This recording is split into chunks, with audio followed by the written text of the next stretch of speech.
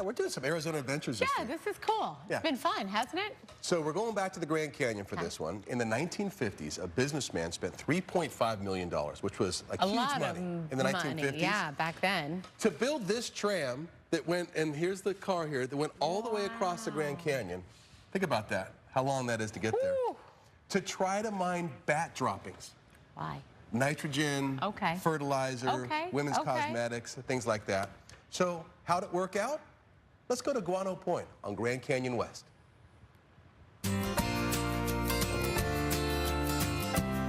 It's a heck of a sight. A structure of rusting girders and beams perched right on the edge of the Grand Canyon, abandoned for generations. And believe it or not, it was built to mine animal droppings. In the 1930s, somebody boating down on the Colorado River through the canyon saw an ancient bat cave. A mining expert thought it might contain 100,000 tons of valuable bat droppings, or guano, used for fertilizer and makeup and many other things. A company thought they could make huge money mining that guano. So here's the way this thing worked. You see that yellow car up there? That car was on a cable, went off to the end of this structure, dropped down about 1,500 feet on this side of the canyon, and then shot another 1,500 feet all the way across the canyon to that bat guano cave, all to get bat manure. The mine opened in the 1950s.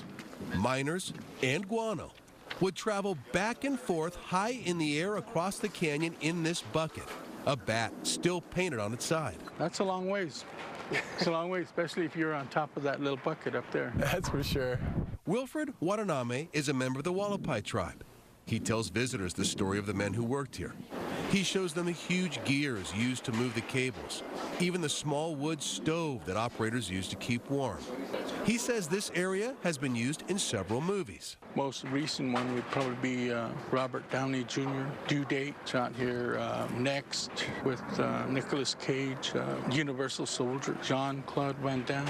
All right here on Guano Point? Yes. The mine ended up being a bust. Instead of 100,000 tons of guano, the cave had only about 1,000.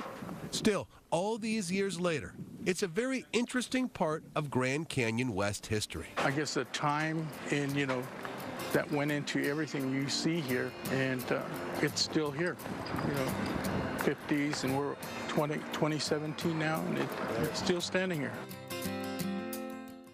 That is And it's crazy. something, yeah, to walk up. And it's still, I mean, you could hear it a little bit in that story, but it rattles in the wind, and it's just sitting up there since the 50s. But it's hard to believe that back in that time that miners would actually get in that, and I mean, that's a long ways. Oh, and ride that car across? Yeah, that could be dicey. And then somebody, so the cable was fine, but somebody in an Air Force jet went screaming through the canyon like they shouldn't have and clipped that line. The jet stayed in the air, but the line got clipped. And that's what finally brought the whole thing to where it wasn't happening anymore. What a but cool again, story. that's Grand Canyon West. It's about 4 hours up. It's where the skywalk is. Remember us taking the helicopter tours and things. Yeah. Really recommended. It's about 4 hours from the valley, and so enjoy it if you go up there. Worth it. There's a lot to do up there, yeah.